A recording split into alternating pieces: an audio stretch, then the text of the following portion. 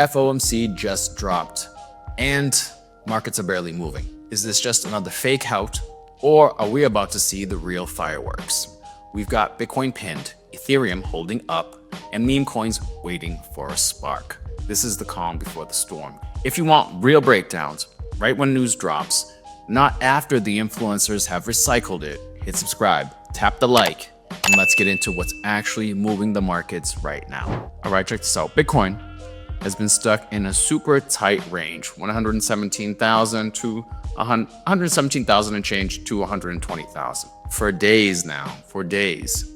This is textbook coiling action. Every time we get this kind of compression, a price compression, the move after tends to be explosive. But right now, neither bulls nor bears are in control. Let's look at the weekly. Strong defense above 117,000, but the upside momentum is definitely fading versus what we saw last month. Who's going to blink first? Bulls need to break above 120,000.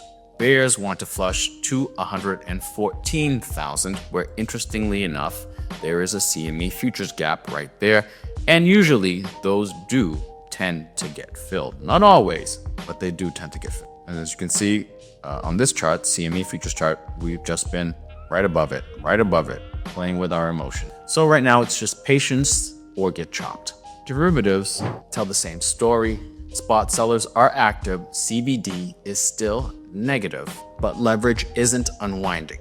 Open interest just sitting there, really not moving. Check the heat map, let's take a look.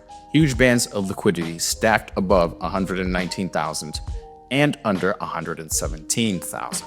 Every little rally gets sold, every dip gets bought.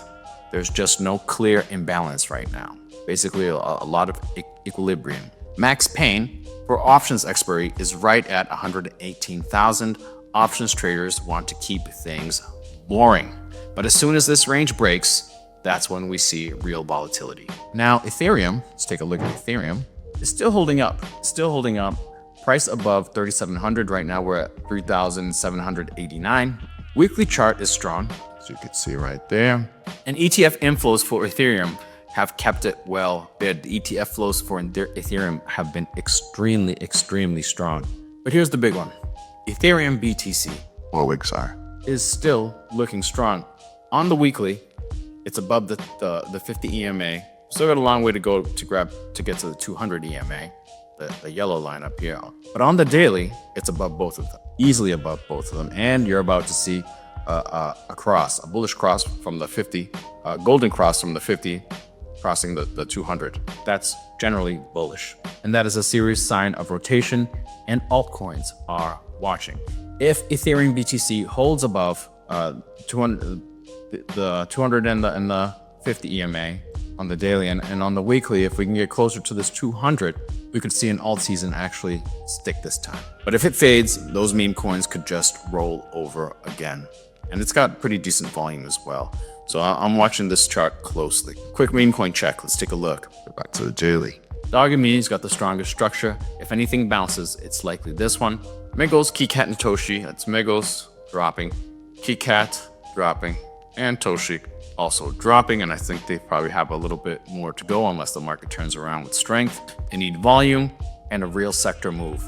Meme coins aren't dead, but this isn't full-on mania either. If Ethereum leads, keep your stops tight and rotate only into strength. And these are actually strong coins. If those of you that are accumulating, pretty good. You could wait it out a little bit longer to see if it hits some areas of support and start nibbling. Macro, let's take a look. DXY, it's still in a downtrend, but as you can clearly see right here, it's above the 50 EMA, and the next area of resistance would be 100. Right now it's at 99.67. We want this thing to continue dropping.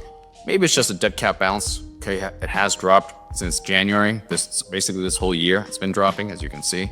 But it is kind of starting to move up a little bit, starting to creep up, and that's something to keep an eye on. Yields, what are they looking like? Because we were watching those two, the 2 and the 10-year. Nothing, sideways. Sentiment, let's take a look at the fear and greed. It's at 63. Let's double check to make sure that it's still there. 63. Okay, greed, but not at euphoric levels. Everyone's waiting for a signal. It's classic crypto. The market's designed to bore you before it makes you money or it takes it away. Oh, look at this. Bitcoin dropping, pull out support. Interesting. But it happened quite a few times during this move up. As long as the body close above it, this line right here should be all right. So, but here's the play. Quick update before we wrap. Just as I finished recording, Bitcoin actually dipped below the 117,000 support we've been tracking all week. Now, we're now sitting around sitting at 16,914. We dropped as low as 115,800. We still haven't closed that CME gap, right? As you can see right there. And on the CME chart, we dropped down to 16,590, right? We still have a ways to go. A few days ago, we got even closer. We dropped down to just above the gap to 115,900. All right, so let's see if finally it does break down. As you can see, the last few days have been red, but we have been steady above that gap, okay? The CME futures gap. Generally, they tend to get closed. Not always. There's one in 92,000 that never got closed. This one right here, 92,000, never got closed. Recent history. This one got closed, and this one might or might not, but it's looking like it just might. We'll see. Now, I do want to stress, today's daily candle hasn't closed yet. Okay, this hasn't closed yet. I'll be watching for more volatility and a potential move down towards that 114,000 CME gap. Okay, don't jump the gun. Don't chase the move until you see confirmation. Protect your capital and be ready for volatility. If things change in a big way, I'll be back with a fresh breakdown. Keep in mind, guys, we've seen these wicks before. Look at all these wicks right here. Okay, as I mentioned. We've seen these wicks before, but what matters is where the body is going to close. So let's see. We still have a few hours before this candle closes. It's going to be an interesting one to see how it closes. If it closes above the 117,000, shows a lot of strength. Doesn't mean it can't come back down, but it does show a lot of strength. Right to the downside. If we close like this, then that CME gap, I think, we're probably going to be closed in the maybe today, tomorrow, in the next few days, and then after that. I would expect a bounce, but if not, then the next area of support would be this 50 EMA at 112,000. All right, but I'll be back on Friday, so we'll see you then. Peace. Namaste.